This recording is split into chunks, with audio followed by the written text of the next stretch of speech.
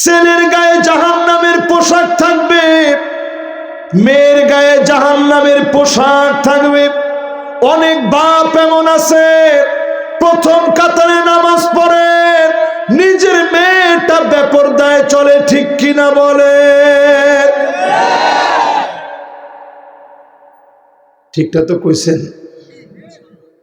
যেই বাপের মেয়েটা বেপরদায় চলে তার কিন্তু কলিজাটা ফেটে যাচ্ছে যে হুজুর চেষ্টা তো আমি কম করিনি,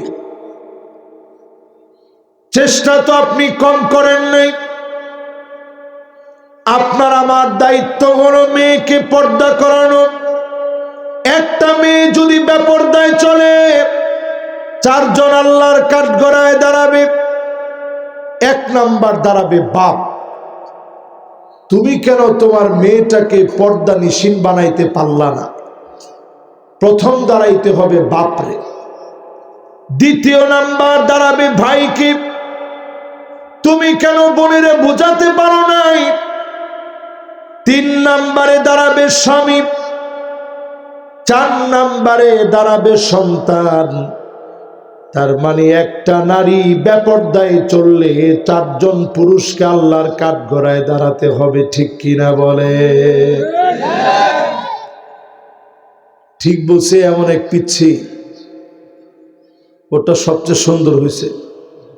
ও যে ঠিক বলছে এতে বোঝা যায় আগামীর পৃথিবী মুসলমানদের পৃথিবী। জোরে কোন আল্লাহু আকবার। দেখি কোন পিচ্ছি বলছো ঠিক। মাশাআল্লাহ, ও তো ভালো ছেলে। মাশাআল্লাহ মাশাআল্লাহ। বস, আগামীর পৃথিবী যে মুসলমানদের পৃথিবী এটা এদেরকে দেখলে বোঝা যায়। আচ্ছা বলেন তো দেখি, আপনার ছেলেটা যদি চুরিতে ধরা পড়ে বাজারে যদি তাকে বেঁধে রাখে, আপনি বাপ, আপনি সহ্য করতে পারবেন? ঠিক তেমনি জান্নাতে ঢুকতে গিয়ে বাপ কাঁদবে, হাওমা করে বাপ সেদিন কান্না করবে। আল্লাহ পাক সেদিন বলবে কান্না করার কারণ কি? বলবে আমার ছেলেটা কোথায়, মেয়েটা কোথায়? আল্লাহ পাক সেদিন ডেকে আনবে, এই তো তোর ছেলে। তাকায় দেখবে ছেলের গায়ে জাহান্নামের পোশাক, মেয়ের গায়ে জাহান্নামের পোশাক। এখন অধিকাংশ পরিবার তাকায় দেখবেন বাপ নিজে প্যান্ট শার্ট কিনে দেয়। এরকম বাপ সমাজের ভিতরে এখন আছে না? ভাই তার বোনকে টি শার্ট কিনে দেয়। বোন তোর জন্য গিফট এনেছি। কি আনছো? এই টি শার্ট আনছি, এই গেঞ্জিটা তোর জন্য আনছি। ও আমার প্রজন্ম, আপনাদেরকে বলি, বগুড়ার ভাইদেরকে বলি, গ্রামে গঞ্জে এক সময় এগুলো ছিল না, এখন আছে না নাই? হাত্তা তাদু তরিবালিয়াতু নিসাই দাউসিন কালজিল খলাস। মেলার ভিতরে যেইভাবে জাহিলিয়াতের যুগে কোমর দুলায়া দুলায়া মেলার ভিতরে যেমন নাচ গান হতো, আল্লাহ নবী বলেন শেষ জামানা এমন হবে, আমার উম্মতের ভিতরে এমন মেয়েরা বের হবে কোমর দুলায়া দুলায়া নাচবে, সারা বাংলাদেশে থাকলেও বগুড়ার মাটিতে নাই। কি কি আছেটা কি? এই যে আপনারা কোমর দুলায় মেয়েরা নাচে, বাপ গর্ব করে বলেছে হুজুর আমার মেয়েটা যে নাচা নাচতে পারে। খালি হুজুর মানুষ দেখে আপনি নিতে পারে না, মানে আপনি নিয়ে দেখাইতাম কেমন নাচা আমার মেয়ে নাচতে পারে। মানুষ কত নির্লজ্জ, কত বেহা, কত হাইওয়ান হয়ে গেছে মানুষ, কত নিচে নামছে আমরা চিন্তা করি। বাপ বসে বসে উপভোগ করে, মেয়ে কোমর দুলায় নাচে, বাপ উপভোগ করে। আপনি নিজে জাহান্নামের দিকে যাচ্ছেন, পরিবারকে জাহান্নামের দিকে নিচ্ছেন। ঈমানের পথে চলেন, পরিবারকে ঈমানের পথে চালান। পুরো পরিবারকে জান্নাতের জন্য যিনি কবুল করে নেবেন তিনি কি? এবার আপনি মিলায়া দেখেন আপনার পরিবার যাচ্ছে কোথায়। আল মারআল মুতারাজ্জিলাল মুতাশাব্বিহাতু বিররিজাল, মেয়ে হয়ে ছেলেদের মতো জামা পরবে, ছেলে হয়ে মেয়েদের মতো জামা পরবে, পোশাক পরবে। কাসিয়াতুন আরিয়াত মাইলাতুন মুমিলাত, এমন মেয়েরা বের হবে পোশাক পরবে, দেখলে মনে হবে কোনো পোশাকই পরে নাই। এরকম মহিলা এখন আছে, আছে, সমাজের ভিতরে ভরে গেছে। এই দুনিয়ার ভিতরে যে আযাব আসতেছে এটা বোঝানোর জন্য আজকের এই আয়াতটা দিয়ে শুরু করেছি।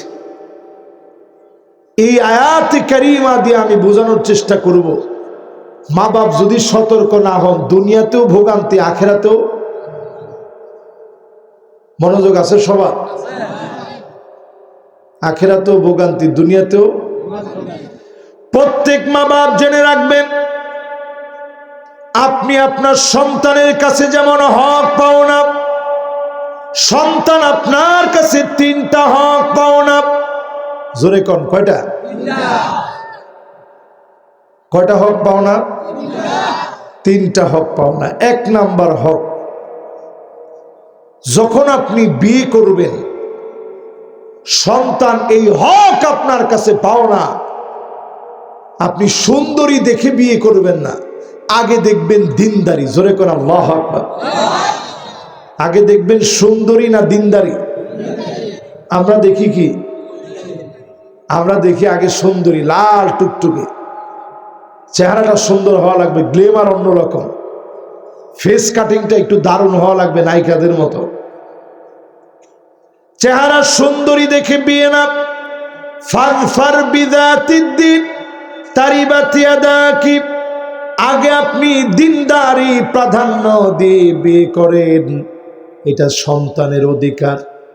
যদি আপনি নেককার স্ত্রী বিয়ে করেন, স্বামী হিসাবে যদি স্ত্রী নেককার স্বামী পেয়ে যায়, এই স্ত্রীর গর্ভে যেই সন্তান হবে, মা সন্তান গর্ভে আসার পরে সন্তানের স্পর্শ রেখে মা পেটের উপর হাত দিয়ে কোরআন তেলাওয়াত করবে, প্রতিনিয়ত কোরআন পড়বে, প্রতিনিয়ত আমল করবে, প্রতিনিয়ত ইবাদত বন্দেগী করবে। আর ফলশ্রুতিতে ওই সন্তানকে যিনি কবুল করে নেবেন তিনি কি? 2 নাম্বার অধিকার, সুন্দর নাম রাখবেন। জোরে বলেন কেমন নাম? আমরা করি কি? আমরা নাম রাখি নাট বল্টু, নাম রাখি সেন্টু মিন্টু, 2 ভাই। নাম রাখি গলা কাটা মজিবর, নাম রাখি কালা জাহাঙ্গীর, নাম রাখি পিচ্ছি হান্না, নাম রাখি মুরগি মিলন। এরকমই তো হবে, বুঝেন নাই? এই জন্য আজকের মাহফিলে নিয়ত করেন আব্দুল্লাহ আব্দুর রহমান নাম রাখবেন। আল্লাহর কাছে সবচেয়ে প্রিয় নাম উব্বিদাউ হুম্মিদ, যেই নামের ভিতরে প্রশংসা পাওয়া যাবে এমন সুন্দর সুন্দর নামগুলা রাখবেন। যিনি আপনার সন্তানকে কবুল করবে, আমলি বানায়া দিবেন তিনি কি? 3 নাম্বার অধিকার, 3 নাম্বার অধিকার হলো তাওহীদ শিক্ষা দিবেন। আওয়াজ করে বলেন কি শিক্ষা দিবেন? মাশাআল্লাহ, মুরব্বীরা মনোযোগ আছে? এই আমি 1 ঘন্টা খানিক কথা বলবো, 25 মিনিট অলরেডি হয়ে গেছে। আমি খুব লম্বা ওয়াজ করি না, লম্বা ওয়াজের মতো এনার্জি আমার শরীরে নাই। অল্প স্বল্প মাহফিলের একেবারে শেষ, যৌবনকাল ফুরিয়ে বার্ধক্যকালে আমরা এখন আছি। ফেব্রুয়ারি মাস মানেই তো রোজা চলে আসছে, রমাদানের আগ মুহূর্তের মাহফিল। বেশি লম্বা কথা বলার সুযোগ নেই। মাশাআল্লাহ, লিল্লাহি তাকবীর। মাহফিলটা এখনো যেন এদিক সেদিক কথাবার্তা এলোমেলো কায় কারবার, এটি পছন্দ নয় আমার কাছে।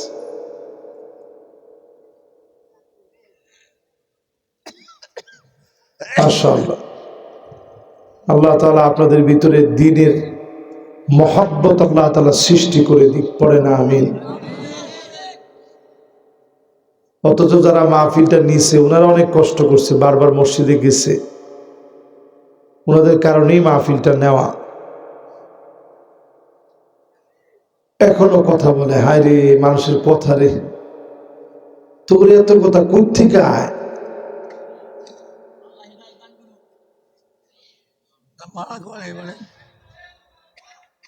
না না, আমি যে আসছি একটা লোক গিয়ে আনার লোক নেই, কিন্তু ঠিকই কথা বলার লোকের অভাব না। আরে মুসলমান রে, আমি আর এই কথাগুলো মাইকে বলতে চাই না, মিডিয়ার সামনে এই কথাগুলো বললে এটা আমার কাছে খারাপ লাগে। এরপরও মাদ্রাসার সব গেট বন্ধ করে দিয়ে সবাই এখানে চলে আসবে, মাদ্রাসার মাহফিল, সব ছাত্র এখানে থাকবে, সবাই সামনের দিকে থাকবে বসা, তাহলে না মাহফিলটা মাহফিল মনে হবে। মাশাআল্লাহ, এবার একটু মনোযোগ দিক। এক নাম্বার অধিকার হলো স্ত্রী নেককার হবে। সন্তানের দুই নাম্বার অধিকার হলো সুন্দরতম অর্থবোধক নাম সন্তানের জন্য রাখবেন। তিন নাম্বার অধিকার হলো সন্তানকে তাওহীদ ছোটবেলা থেকে শিখাবেন। যেই ছেলে ছোটবেলাতে আল্লাহর নাম জানে না, আল্লাহ আল্লাহ বলে ডাকতে জানে না, ওই ছেলে আপনার জানাজার ভিতরে এসে সালাম পর্যন্ত দিতে পারবে না, ঠিক কিনা বলেন? কি রেখে যান কর, এই যে ছেলে পেলে রেখে যায় বর্তমান সময়ে, একটু জানাজার ভিতরে দাঁড়ায়া থাক বাজান, বসেন, অসুবিধা একটুখানি, এই তো আর আধা ঘন্টা খানিক ওয়াজ করবো, এইটু বসে শুনে গেলে লস নেই তো। বেশি রাত্রে, আমি বলছি বেশি রাত্রে এমন আমি আপনাদেরকে কষ্ট দিব না, না না, ঘন্টা দুই আমি জিন্দিগিতে ওয়াজ করি না, 3 ঘন্টা তো প্রশ্নই আসে না। মাশাআল্লাহ, 3 ঘন্টার কোনো ওয়াজ নেই, ওয়াজ হবে 1 ঘন্টা। এখন আমরা ওয়াজের ভিতরে কতক্ষণ গজল, কতক্ষণ হামদ, কতক্ষণ নাত, কতক্ষণ এই, কতক্ষণ সেই, তো 3 ঘন্টা তো লাগবেই। আমি একটা আয়াত নিয়েছি, একটা আয়াতের ব্যাখ্যা আপনি 3 ঘন্টা করতে পারবেন না, এই জ্ঞান কি আমার আছে? সিঙ্গামের মতো টানলেই হবে? ছোট্ট ছোট্ট করে আপনাদেরকে বুঝাই দিব, আজকে সুন্দর করে বুঝে নিয়ে যাবেন। যাওয়ার সময় যেন বলতে পারেন যে হুজুর আজকে 1 ঘন্টা বয়ান করছে, মাগার এই কয়টা জিনিস হুজুরের বয়ান থেকে শিখছে, তাই না কাজ হবে, ঠিক কিনা কর? এবার একটু বলেন তো দেখি, সন্তান আপনার কাছে কয়টা হক পাও না? 1 নাম্বার, হ্যাঁ হ্যাঁ মাশাআল্লাহ, ডান দিক জয় হয়েছে। সবাই মিলে একটু বলেন তো 1 নাম্বারটা কি? নেককার স্ত্রী। এখন আমাদের স্ত্রী নেককার নেই, এটা টেস্ট করবেন কেমনে? 6টা বিষয় দেখবেন, দাজ্জাল আসার আগে মহিলাদের ভিতরে বেশি ঢুকবে। একটার নাম হবে আন্নানা, বলবে সব আমার নামে দিয়ে দাও, তোমার মা বাবার জন্য 1 টাকা খরচ করা লাগবে না, এমন মহিলা এখন আছে না নাই? এত জোরে কইলেন, সামান্য একটু শরম লাগে না? 2 নাম্বারে দেখবেন মান্নানা, কথায় কথায় খুঁটা দেখবে, আমি দেখে তোমার ঘর করে খেয়ে গেলাম, অন্য মহিলা হলে খেত না, এরকম কথা কয় কি কয় না? এরপরে দেখবেন হান্নানা, সারাদিন কষ্ট করে আপনি আসছেন, অফিস করে, ব্যবসা করে, বাণিজ্য করে, মাঠে খেটে কষ্ট করে আসছে, আইসা আইসা আপনি বলছেন কি একটু পানি দিও তো, এমন একটা বেশকি মারছে, পানি দিও, আপনি সাথে সাথে বলছেন যে না দুষ্টামি করলাম, কোনো পিপাসাই লাগে না আমার, ওই যে ভয়েতে।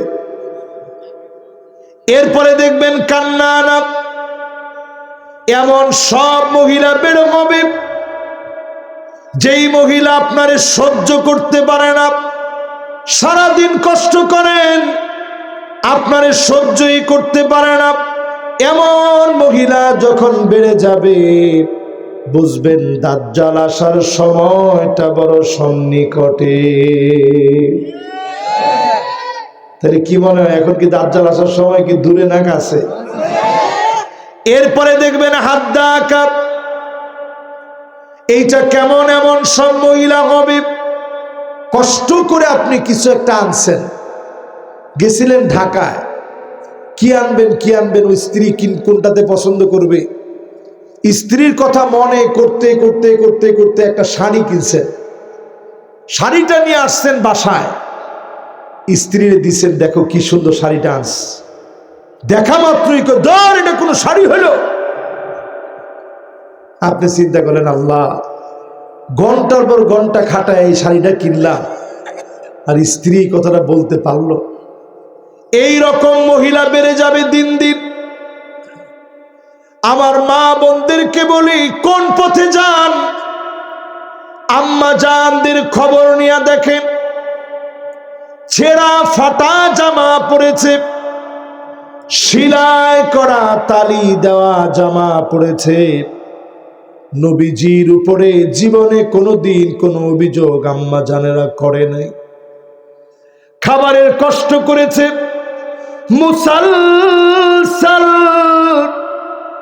কয়েকটা মাস নবীজির জীবনে গিয়েছে। একদিন চুলায় আগুন জ্বললে অন্য দিন চুলার মধ্যে কোনো আগুন নাই, এরপরেও কোনো অভিযোগ নাই। ও নবী কেন না খেয়ে থাকবো? প্রায় সময় নবীজি আমার ফজরের নামাজের জন্য বের হতেন, নামাজ শেষ করে মাসনুন দোয়াগুলো পড়ে সূর্য ওঠার পরে সালাত আদায় করে ঘরের মধ্যে এসে নবীজি বলতেন, কোনো খাবার কি তোমাদের কাছে আছে? আম্মা জানরা পরিষ্কার বলতেন, ওগো নবীজি কোনো খাবার নাই, কোনো খাবার আমাদের কাছে নাই। তার মানে নবীজি বলার সঙ্গে সঙ্গে আম্মা জানেরা রাগ করেন নাই, নবী ঘরের ভিতরে কিছুই নাই। আল্লাহর নবী বলতেন, যাও যাও, রোজা রেখে ফেললাম, না খেয়ে রোজা রেখে ফেলতেন। সাহারি করেন নাই, সামান্য খাবার খেতে পারেন নাই, নবীজি রোজা রেখে ফেলেছে। এবার চিন্তা করেন কি পরিমাণ খাওয়া দাওয়া আমরা খাই, কত পরিমাণ রিজিক আল্লাহ দিয়েছেন। এরপরেও যদি না বোঝেন, যার সামনে দাঁড়ায় জবাব দিতে হবে তিনি কে? এরপরে আমার ভাইয়েরা এমন মহিলা বের হবে সাদ্দাকা, প্রচুর পরিমাণে দমকা দমকি করবে, এরকম মহিলা এখন আসেনি। এরপরে বের হবে বাররাকা, শুধুমাত্র ধমক দিয়ে থামবে না, লাঠি নিয়ে জামাইরে পিটাইতে পর্যন্ত দেরি করবে না। এমন মহিলা সারা বাংলাদেশে থাকলেও বগুড়ার মাটিতে নয়। আছে মনে হয়? কিরকম হবে পার্সেন্টেজ? একজন বলছে মুরব্বী যিনি আমার ডান দিকে বসা, বলছে খুবই কম হবে। আচ্ছা এখন বলেন তো পার্সেন্টেজে কত পার্সেন্ট হবে? একজনে 20% বলছে, ও বিয়ে শাদী কিছু করেনি, হুশ টুস নাই তোর। এবার আপনারা যারা বিয়ে করছেন এরা বলেন তো কয় পার্সেন্ট হবে? যারা বিয়ে করছে এরা কইছে 50% হবে। আর একজন বলছে 1%-এর চাইতেও কম হবে, এটাই যেন হয়। চিন্তা করেন, বউ যদি আপনার গায়ে হাত তুলে তাহলে আর সংসার কি সংসার থাকে?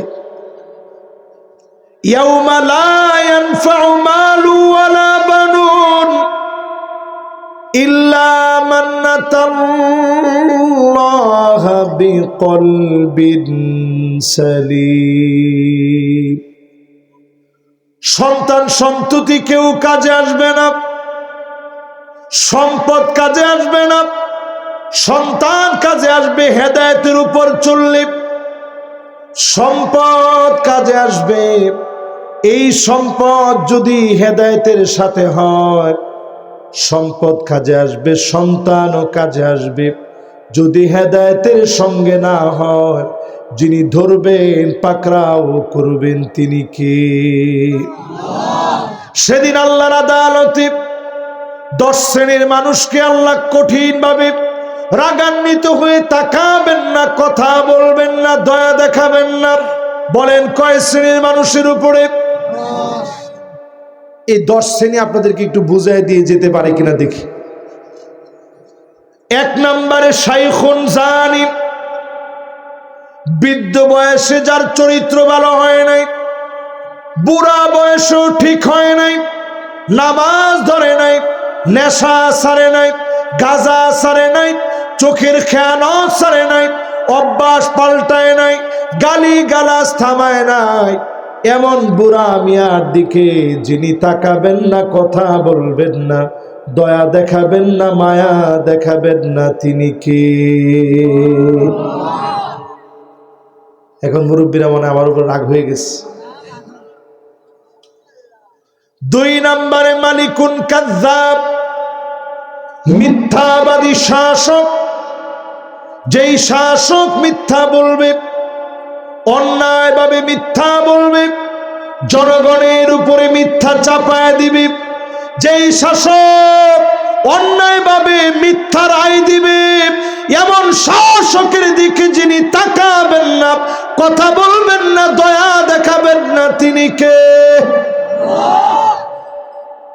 এরকম শাসক কে আসেনি? জোরে বলেন আছে?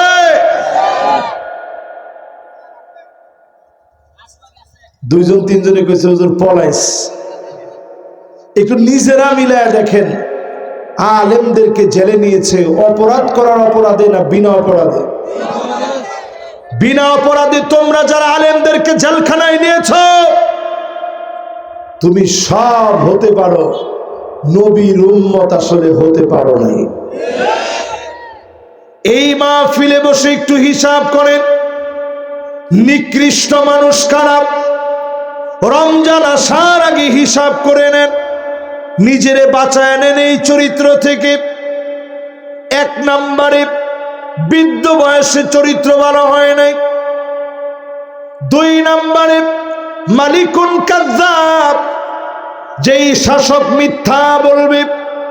3 নম্বরে আইলুন মুস্তাকবির, দরিদ্র কিন্তু অহংকার কমে না, দরিদ্র কিন্তু অহংকার কমে না, এখনো গর্ব করে বলে আমার দাদার এই ছিল, বাপের এই ছিল, নিজে এখন ঠেলাওয়ালা ব্যানওয়ালা।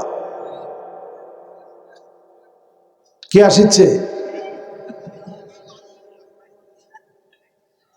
এবার একটু আপনারা বলেন, এরকম ঠেলাওয়ালা ব্যানওয়ালা দিনমজুর যদি আপনি কষ্ট করে ইনকাম করেন, হালাল ইনকাম করে সন্তানের মুখে যদি লোকমা তুলে দেন, আপনি লিখে রাখেন এমন বাপ যদি হালাল ভাবে জীবন যাপন করে নামাজি হতে পারে, হকগুলা যদি আল্লাহ আদায় করে, মানুষের হক যদি নষ্ট না করে, এমন বাপকে ডেকে ডেকে যিনি জান্নাত দিয়ে দিবেন তিনি কি? আর যেই বাপ দুনিয়ার জীবনে সন্তানের মুখে হারাম উঠাইয়া দিছেন, আর বড় বড় কথা বলছেন চায়ের দোকানে, আশা দিশা ব্রা কারিদাস নিরাশা, বিভিন্ন এনজিও বিলিয়ন বিলিয়ন ডলার খরচ করে বাংলাদেশের পরিবেশকে স্থির করতে চাচ্ছে। আপনারা তো টের পাচ্ছেন না, মনে করছেন হুজুর দেশ তো স্বাধীন হয়ে গেছে, সব ঠিক হয়ে গেছে।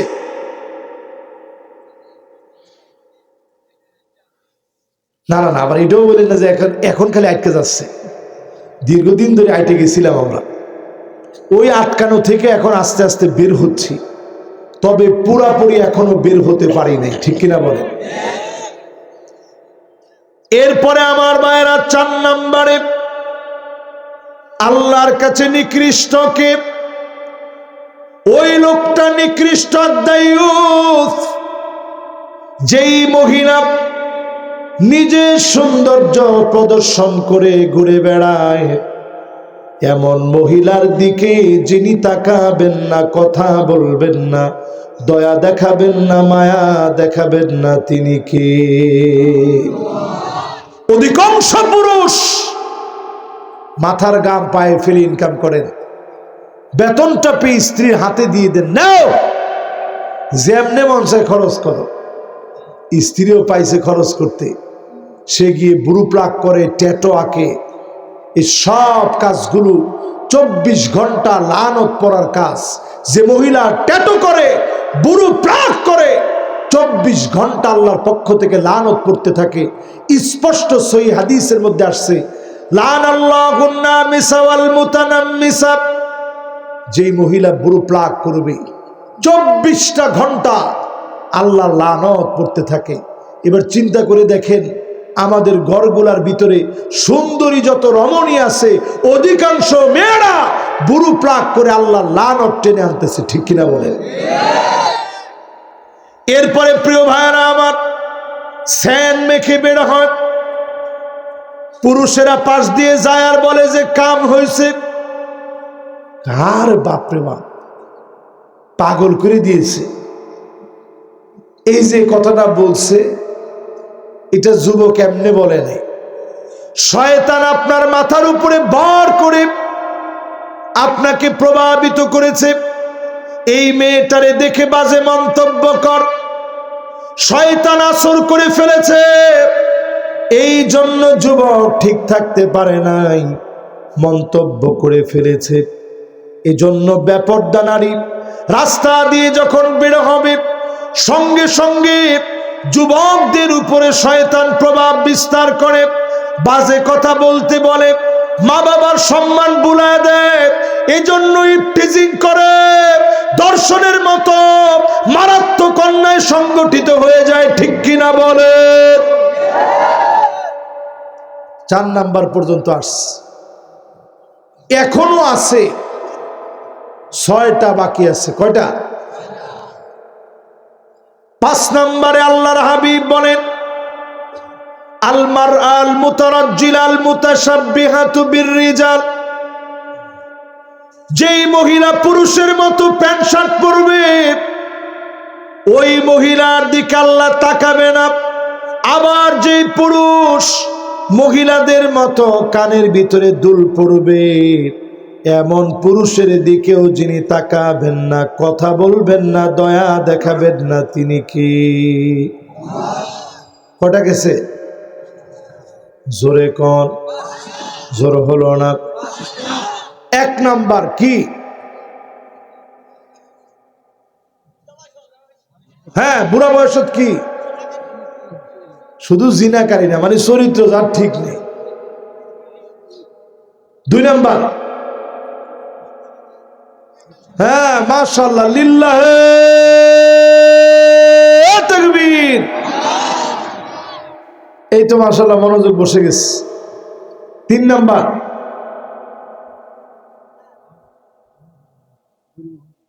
গরিব কিন্তু অহংকার যায় না।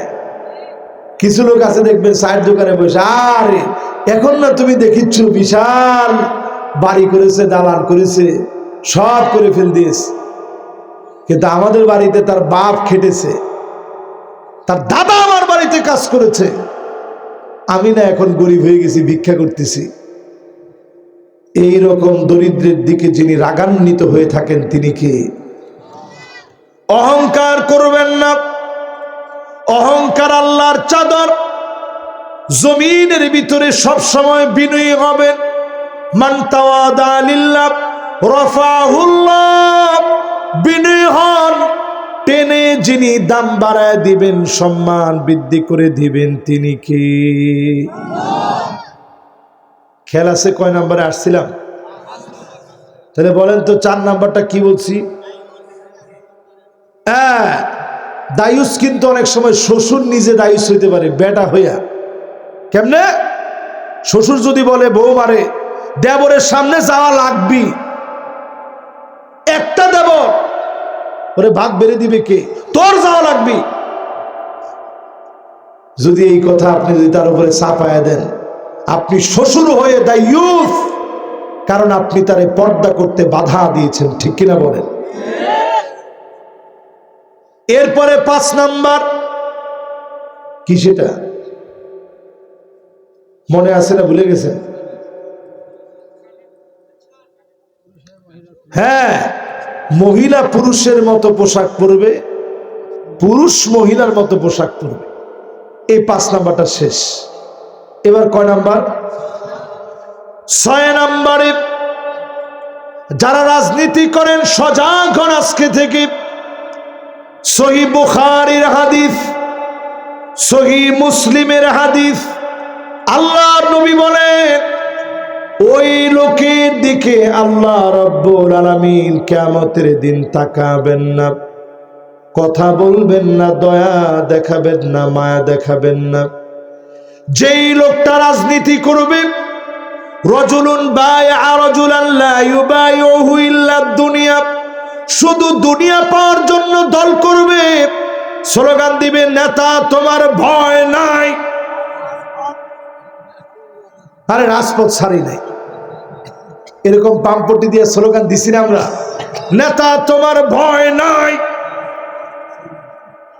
পরে কয়েকদিন পরে নেতার কাছে গিয়ে বলছে, নেতা স্লোগান তো সব দিলাম আমি, পটটা মেহরবানি করে একটু আমার যদি দিতেন, বাজারের পটটা।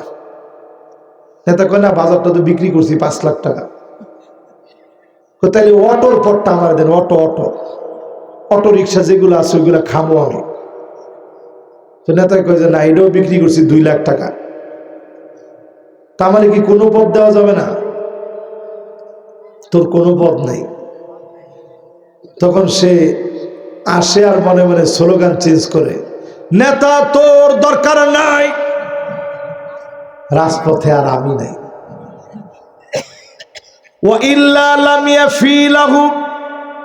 যারা শুধু পদের জন্য দল করে, এমন নেতাদের দিকে যিনি তাকাবেন না, কথা বলবেন না, দয়া দেখাবেন না, মায়া দেখাবেন না, তিনি কি? কিসের দল করেন একটু নিজের জিজ্ঞান। যারা আল্লাহর জন্য দল করবেন, পদের লোভে দল করা যাবে না। সাহাবায়ে কেরাম দায়িত্ব পেলে পাহাড়ের উপরে চলে যেতেন, কাঁদতে কাঁদতে বেহুশের মতো হয়ে যেতেন। সাহাবায়ে কেরাম অবাক হয়ে যেতেন, কেমন করে দায়িত্ব পালন করব। খলিফারা বক্তব্য দিলেন, ইন্নী উল্লিতু আলাইকুম ওয়া লাস্তু বিখাইরিকুম, নেতা নির্বাচিত হয়েছি, তোমাদের চাইতে সেরা হই নাই, নেতা হয়েছি, তোমাদের চাইতে শ্রেষ্ঠ হয়ে যাই নাই। চিন্তা করেন। আর আমাদের নেতারা বক্তব্য দেয়, বক্তব্যের ভিতরে কোরআন নাই, হাদিস নাই, কিছু নাই, আছে শুধু মিছা কথা। ঠিক নেই? এদেরকে আপনারা নেতা বানাইছেন। একজন আবার কইছে হুজুর টাকা লাগে না তো এই জন্য। তার মানে এবার চিন্তা করেন, যতজন দল করবেন আল্লাহর জন্য দল করেন, আল্লাহর জন্য দল করবেন, পদের নেশায় না। পদের নেশায় যারা দল করবে, তাদের দিকে যিনি তাকাবেন না, কথা বলবেন না, দয়া দেখাবেন না, মায়া দেখাবেন না, তিনি কি? আমরা মুসলমানেরা সারা দুনিয়ার ভিতরে এক বাক্যে যদি এখন প্রশ্ন করি, সবচেয়ে নির্যাতিত, সবচেয়ে মার খাওয়া, সবচেয়ে অবহেলিত, সবচেয়ে বঞ্চিত কারা? সবাই বলেন কারা? এক বাক্যে এই কথা বলা ছাড়া কোনো উপায় আছে? সবচেয়ে মার খাওয়া হচ্ছে আমরা। অথচ আমরা সেই সে জাতি যে মুসলমানেরা ইয়ারমুকের প্রান্তে রোমক সম্রাটের বিরুদ্ধে লড়াই করতে গেছে, তারা ছিল সেই যুগের সবচেয়ে প্রশিক্ষিত সৈনিক ছিল। তারা 2,40,000 ছিল তাদের সৈনিক, মুসলমান ছিল মাত্র 36,000। আওয়াজ করে বলেন মুসলমান কতজন? তারা ছিল কত? এই বিশাল সৈন্য নিয়ে রোমক সম্রাটের মতো পাওয়ারফুল সম্রাট মুসলমানদেরকে আঘাত করবে। মুসলমানরা ছোট্ট একটা চিঠি লিখছে, আসলিম তাসলাম, ইসলাম গ্রহণ করো, শান্তি পাও। খালিদ বিন ওয়ালিদ চিঠি লিখেছে, চিঠির ভিতরে এমন পাওয়ার ছিল, রোমক সম্রাটের পায়ের নিচের মাটিগুলা থরথর করে কাঁপতেছিল। সে বুঝে ফেলেছে মুসলমানেরা জিহাদ করার জন্য আসবে, জীবন দিয়ে দিবে। চীনের কাছে চিঠি লিখেছে, ভাই যেমনি হোক কিছু সৈন্য বাহিনী একটু আমাদের জন্য পাঠায়, কারণ মুসলমানেরা 36,000 সৈন্য নিয়ে আসতেছে, আমরা বিপরীতে মাত্র রেডি করছি 2,40,000, তাও আমাদের চাইতে বেশি 2,04,000। কয় হাজার? এই বিরাট সৈন্য নিয়ে আমি শঙ্কিত হয়ে পড়েছি, কিছু সৈন্য তোমরা পাঠায়া দাও। চীনের সম্রাট উল্টা চিঠি লিখছে, ইন্না কওমান লাউ আরাদু আন ইয়াখলা আল জাবাল লাখালাউ, মুসলমান এমন এক জাতি, এরা যদি পাহাড়কে বলে পাহাড় সরে যাও, মুহূর্তের ভিতরে পাহাড় সরে যাবে, মুহূর্তের ভিতরে পাহাড় সরে যাবে।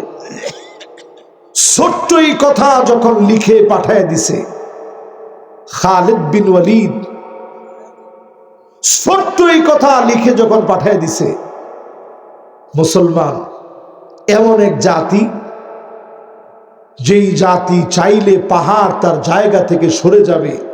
চীনের সম্রাট যখন এই কথা লিখছে, রোমক সম্রাটের সঙ্গে সঙ্গে মনে হয়েছে যে আহারে, আমার তো মনে হয় বাঁচার কোনো কায়দা নাই, পাহাড় যদি সরে যায় বিজয় লাভ করব কেমনে।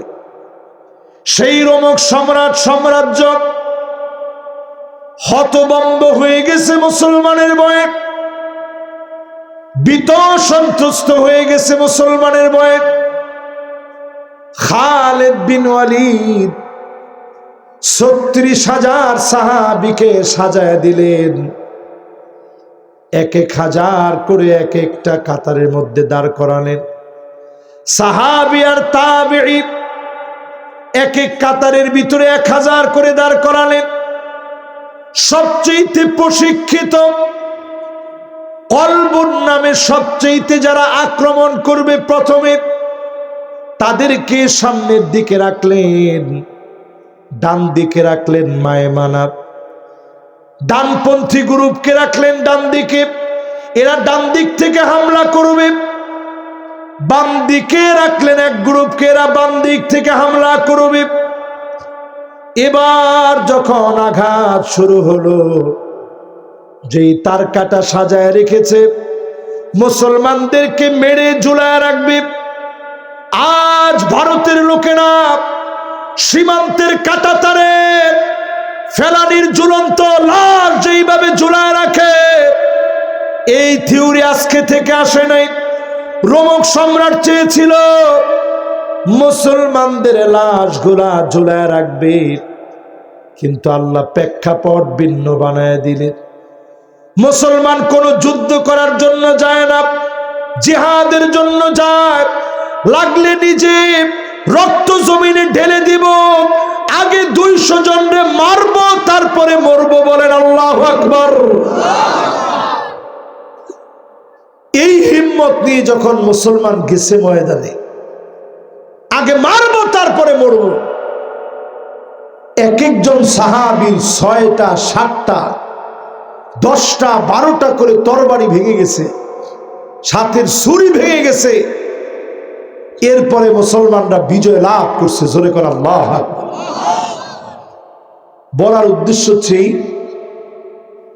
মুসলমান জীবনে সব সময় রাজনীতি করবেন কার জন্যে? ক্ষমতার জন্য রাজনীতি করা যাবে? ক্ষমতার জন্য না, আল্লাহর জন্য করা লাগবে। সামনের পৃথিবী আমার শুধু মনে হয় না, দৃঢ় বিশ্বাস নিয়ে বলছি, প্রিয় বগুড়াবাসী লিখে রাখবেন খাতা কলমে, আগামীর পৃথিবী 5টা নেতৃত্ব আসবে পৃথিবীতে। নবীজি বলে গেছেন। আপনারা আমরা কয় নাম্বারে আছি একটু হিসাব করে দেখেন। 1 নাম্বার আসবে নবুয়ত, নবীজির আমরা দেখছি? দেখি নাই।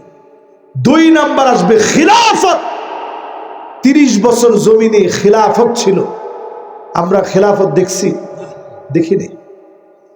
3 নাম্বার আসবে সুম্মা মালিকান আদম, রাজতন্ত্র এই জমিনের ভিতরে আসবে, রাজার ছেলে রাজা হবে। রাজতন্ত্র আমরা দেখিনি। 4 নাম্বারে নবীজি বললেন সুম্মা মুলকান জাবারিয়া, জমিনের ভিতরে আসবে স্বৈরা শাসক, যারা আলেমদেরকে মারবে, কাটবে, জেলখানার ভিতরে বন্দী করবে।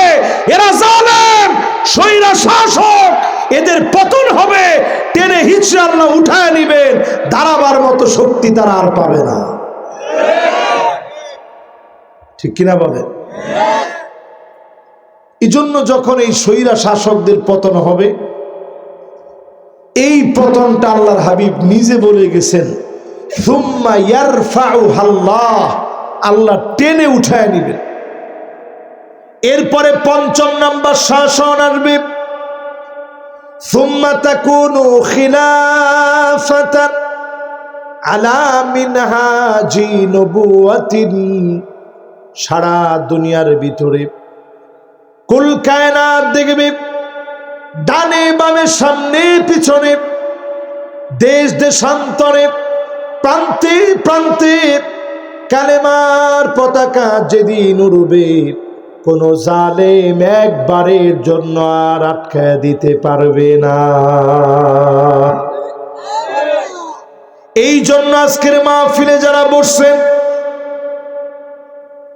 বলতেছিলাম রাজনীতি করবেন আল্লাহর জমিনের দিন কায়েমের জন্য, ঠিক কিনা? কয় নাম্বারটা বলতেছিলাম খেয়াল আছে? ওইখানে কয় নাম্বার বলেন তো? 1 নাম্বারটা কি? হ্যাঁ হ্যাঁ, 1 নাম্বার কি? 2 নাম্বার মিথ্যাবাদী শাসক, 3 নাম্বার অহংকারী, 4 নাম্বার, 5 নাম্বার মেয়ে হয়ে ছেলের পোশাক পরা, 6 নাম্বার। হ্যাঁ তো মাশাআল্লাহ। তাহলে এখন কয় নাম্বারে আসবো? 7 নাম্বারে। প্রিয় ভাইরা আমার, বন্ধুরা আমার, 7 নাম্বারে যতজন এই মাহফিলে বসলেন, বিশেষ করে মা বোনদেরকে বলি, ও মা, স্বামীর প্রতি রাগারাগি করবেন না। স্বামীদেরকে বলি, স্ত্রীদের প্রতি রাগারাগি করবেন না। মাঝে মাঝে একটু একটু তো খুনসুটি হইতেই পারে, কিন্তু একেবারে সব সময় স্বামীরে দেখতেই পারেন না। নবীজি বলছেন এই মহিলাগুলোর দিকে আল্লাহ পাক রাগান্বিত থাকবেন, কথা বলবেন না, মায়া দেখাবেন না, দয়ার দৃষ্টিতে তাকাবেন না। এরকম মহিলা এখন সমাজের ভিতরে আছে না নাই? এরপরে 8 নম্বরে প্রিয় ভাইরা আমার,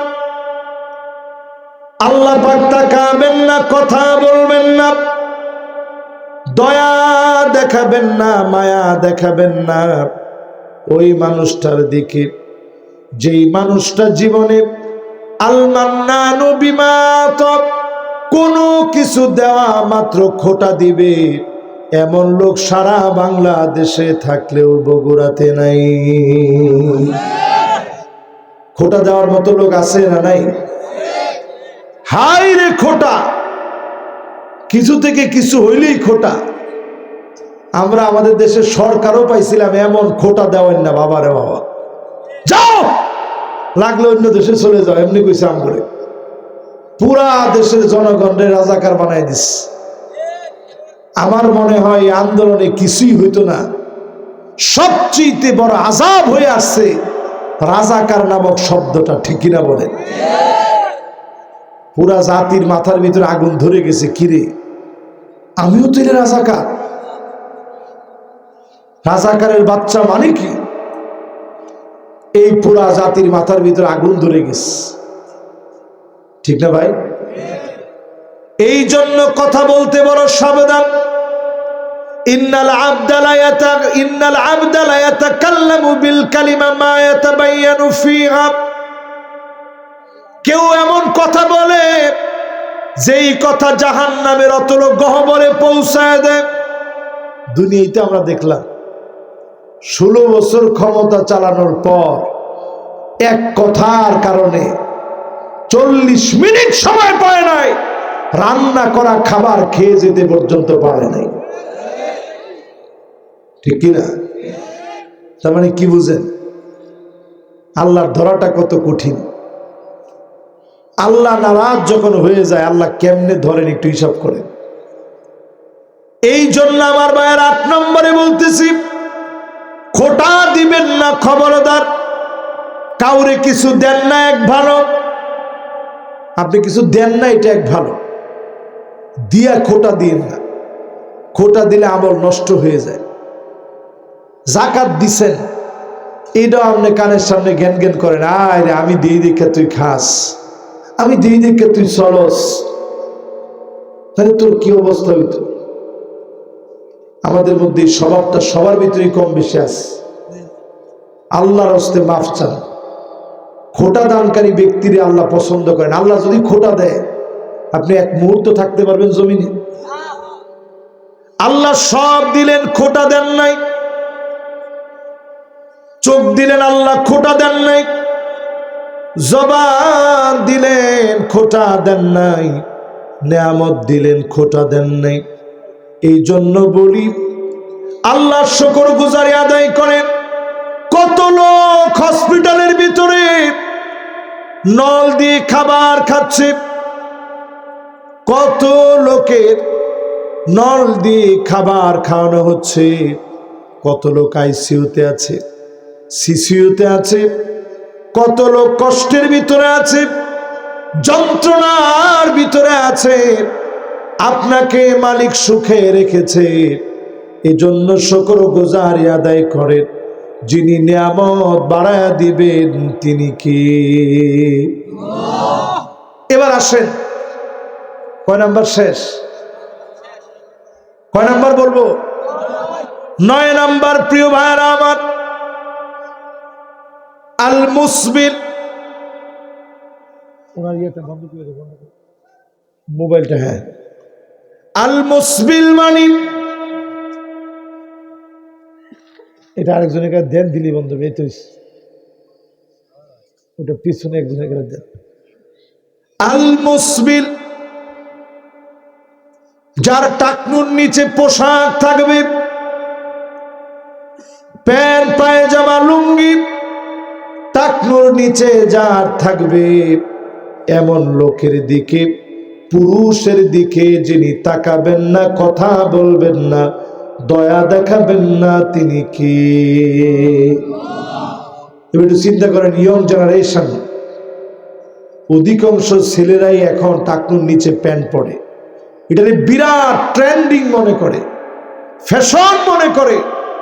আমি তো বলি, শুধু আপনার জিন্সের প্যান্ট জীবনের কত নামাজ খেয়ে দিয়েছে, একটু হিসাব মিলাইলে আপনি অবাক হয়ে যাবেন। সেদিন একটা হিসাব করলাম যে আসলে কি পরিমাণ নামাজ আমাদের শুধুমাত্র একটা বছরে, প্যান্টের কারণে একটা বছরে নষ্ট হয়।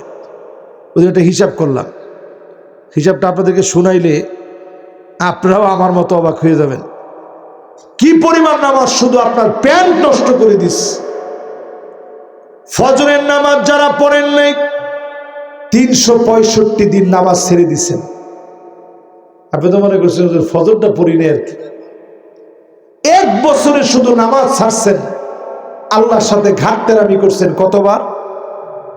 730 রাকাত নামাজে 730 রাকাত নামাজ পড়া দরকার ছিল। শুধু যদি 2 রাকাত ধরেন তাহলে 730 বার আল্লাহ আপনারে কইছিল যে আমার একটু সেজদা দে, রুকু কর, নামাজে দাঁড়া। 730টা রাকাত নামাজ না পড়ে আপনি আল্লাহর সাথে বেয়াদবি করছেন। যোহরের নামাজের কথা চিন্তা করেন, 4 রাকাত করে 365 দিন, এতে করে দাঁড়ায় 1460 রাকাত নামাজ না পড়ে আল্লাহর সাথে আপনি বেয়াদবি করলেন, ঘাটতারামি করছেন। আসরের নামাজের কথা ভাবেন, 4 রাকাত করে 365 দিনে 1460 রাকাত।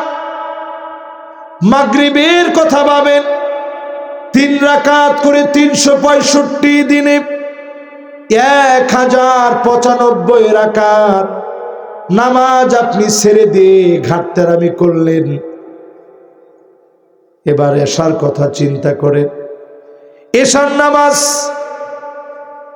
4 রাকাত করে 365 দিনে 1460 রাকাত। 1 বছরে 5 ওয়াক্ত নামাজের হিসাব করলে পাওয়া যাবে 1 বছরের ভিতরে 6205 রাকাত নামাজ আপনার উপরে ফরজ হয়েছিল। আপনি ঘাটতেরামি করলেন। এই পুরাটার জবাব যিনি পাই টু পাই নেবেন তিনি কি? আউয়ালু মা ইউহাসাবু বিহিল আবদু ইয়াউমাল কিয়ামাতিস সালাত। প্রথম হিসাব হবে নামাজ নিয়ে। ও যুবক যুবতী, আমার মুরব্বীরা, প্রিয় উপস্থিতি, নামাজ যার জীবনে নাই, হিসাবের চাকায় প্রথম ধরা পড়ে গেলেন। নামাজ যদি ঠিক থাকে, যিনি চাইলে মাফ করে দিবেন তিনি কি? কয় নাম্বারে ছিলাম? খেলাছে ওই 9 নাম্বারে টাকনুর উপরে প্যান্ট পায়জামা লুঙ্গি, এটা নিয়ে বলতেছিলাম। আমরা করি কি, নামাজের একামত হয় তখন ইমাম সাহেব হুজুর বলে, মুসল্লিয়ানে কেরাম, যাদের টাকনুর নিচে প্যান্ট পায়জামা লুঙ্গি আছে মেহরবানি করে উপরের দিকে উঠান। এটা কি তখনকার কাজ? সব সময় ইমাম সাহেবরা আপনারা ধমকাধমকি করেন, কি করবে? এই জন্য ইমাম সাহেব বাধ্য হয়ে বলতে হয় আর কি। আজকের মাহফিলে পরিষ্কারভাবে জেনে নেন, টাকনুর নিচে কোনো পোশাক পরা, বিশেষ করে প্যান্ট পায়জামা লুঙ্গি, যদি চাদর চলে যায়, এই যে একটা চাদর, আপনারা চাদর পরছেন অনেকেই, এই যে মুরব্বী চাদর পরছে, এটা যদি টাকনুর নিচে যায় কোনো অসুবিধা নেই। এটা চাদর, এটা লিবাস না। এটা কি না? সারওয়াল আর লিবাস, জুব্বা আর লুঙ্গি আর পায়জামা আর প্যান্ট, কোনোভাবে পুরুষের টাকনুর নিচে যাওয়া যাবে। মহিলারা টাকনুর নিচে পড়বে, কিন্তু এখন মহিলারা টাকনুর উপরে পড়ে, উল্টো হয়ে গেছে, ঠিক কিনা কর? এরপরে প্রিয় ভাইয়েরা আমার, এরপরের নাম্বার হলো 10 নাম্বার। এই 10 নাম্বারের সময় দেখেন, এই যে 1 জন 2 জন 3 জন 4 জন, না না না, ওনারা নিয়ত করছে যে একটু 2 মিনিট আগে চলে যাব। যাক, যে আগে যাওয়ার যাক না, ইনশাআল্লাহ আমরা তো মনোযোগের সাথে আছি, কি বলেন? শেষ আবার কবে, কখন, কোথায়, কিভাবে দেখা হবে আমরা কেউ জানি? জীবনের শেষ দেখাও তো আজকে দেখা হইতে পারে। রমজানের একেবারে আগ মুহূর্তে আপনারা আমরা আছি। রমজানের জন্য কি চাইছেন, কি নিয়েছেন, একটু হিসাব করেন। 6 মাস সাহাবায়ে কেরাম শুধু আল্লাহর কাছে বলতেন, আয় আল্লাহ রমজান পর্যন্ত পৌঁছায় দিন। 6 মাস ধরে কাঁদতেন, রমজান পর্যন্ত পৌঁছায় দিয়ে 6 মাস ধরে বলতেন আল্লাহ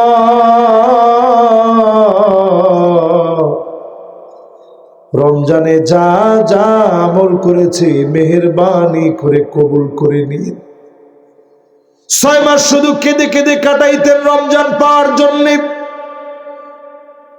6 মাস কাঁদতেন রমজানের আমলগুলা যেন কবুল করে, এই জন্য 6 মাস কাঁদতেন। এই মাহফিলে যারা বসলেন রমজান পাবো কিনা কেউ জানি না।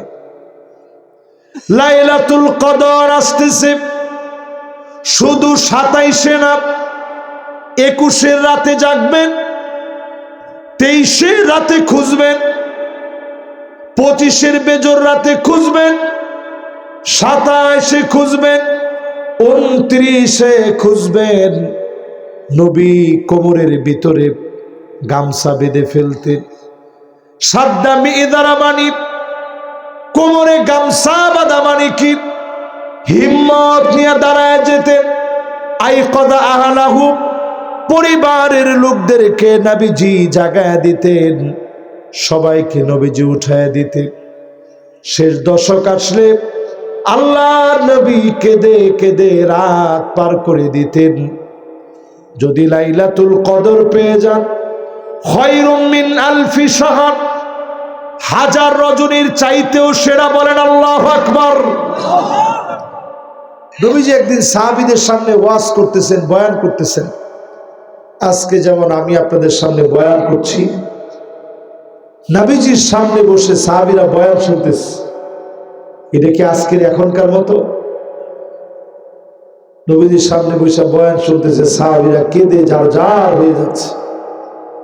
হঠাৎ করে নবীজি বলতেছে, বনি ইসরাইলের এক ব্যক্তি লাবিসা সিলাহ ফি সাবিলিল্লাহ, আল্লাহর পথে শুধু অস্ত্র ধারণ করছে 1000 মাসের চাইতে বেশি সময় ধরে। জোরে করে আল্লাহু আকবার।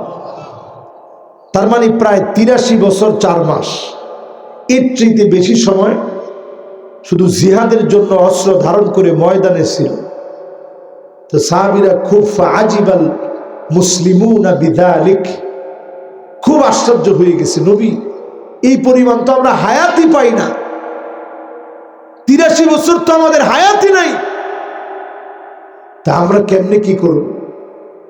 আল্লাহ পাকের বড় মায়া লেগে গেছে, সূরা কদর নাজিল করে পরিষ্কার জানায়া দিলেন, লাইলাতুল কদরি খায়রুম মিন আলফি শাহর, 1000 মাসের চাইতে অন্যান্য নবীর উম্মত 1000 মাস ধরে ইবাদত বন্দেগি করে যেই পরিমাণ সওয়াব পেত, আমার নবীজি মুহাম্মদ সাল্লাল্লাহু আলাইহি ওয়াসাল্লামের উম্মত শুধু যদি রমজানের শেষ দশকটা বেজোর রাতগুলোরে কাজে লাগায়, এর চাইতে বেশি সওয়াব দিয়ে আমল নামা যিনি ভারী বানায় দিবেন তিনি আমার আল্লাহ।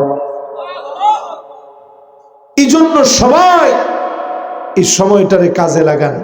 শেষ কথা বলি, কয় নাম্বার? 10 নম্বরে প্রিয় ভাইরা আমার, যতজন আমার সামনে বসছেন মিথ্যা কসম বন্ধ করবেন। দোকানদারি করেন, মিথ্যা কসম করে বন্ধ করবেন। স্ট্রেট ফরওয়ার্ড সত্য বলে ব্যবসা করবেন, হালাল ভাবে ব্যবসা করবেন, সত্য বলে বলে ব্যবসা করবেন। কথা 3 প্রকার, এটা খুব গুরুত্বপূর্ণ।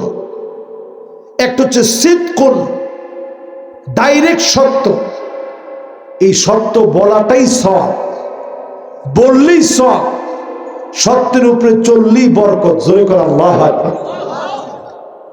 আরেকটা হচ্ছে কিযবুন, ডাইরেক্ট মিথ্যা, মিথ্যা পুরাটাই ধ্বংস।